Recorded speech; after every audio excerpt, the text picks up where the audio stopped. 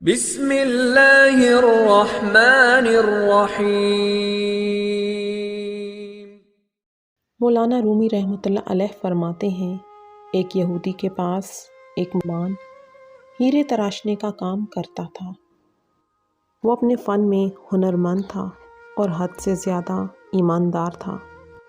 یہودی اس سونار کی کاریگری سے بے تحاشا نفع کمانے کے باوجود اسے مناسب معاوضہ ادا نہیں کرتا تھا، جس کی وجہ سے وہ بمشکل اپنے گھر کا خرچہ پورا کرتا تھا۔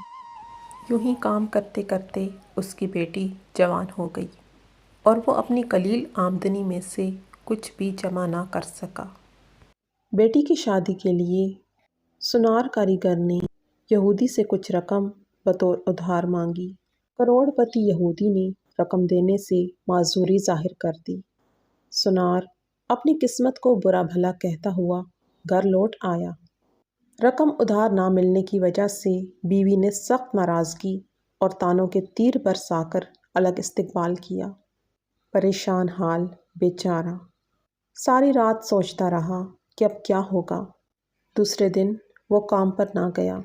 بعد میں یہودی سونار کے بلانے پر جب وہ دکان پر پہنچا تو اس کے ہاتھ میں ایک پوٹلی تھی جو اس نے یہودی کے سامنے کر کھول دی۔ اس میں قیمتی ہیرا دیکھ کر یہودی سوالیہ نظروں سے گر سونار کی طرف دیکھنے لگا۔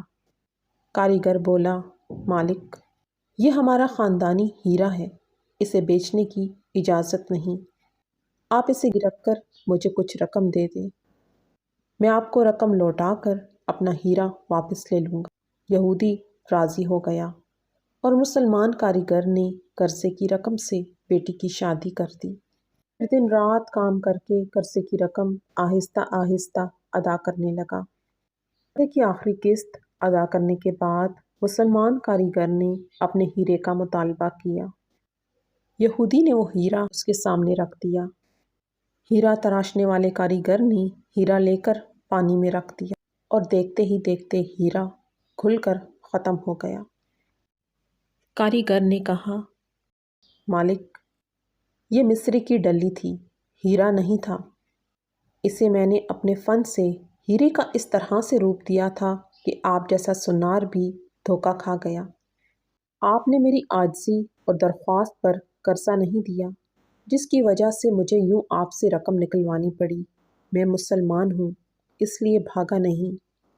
آپ کی پائی پائی ادا کر کے سرخرو ہو گیا، لیکن افسوس کہ آپ نے میری قدر نہ کی، اس لیے میں یہ ملازمت چھوڑ کر جا رہا ہوں۔ اور وہ کاریگر یہودی کو پریشان چھوڑ کر چل پڑا۔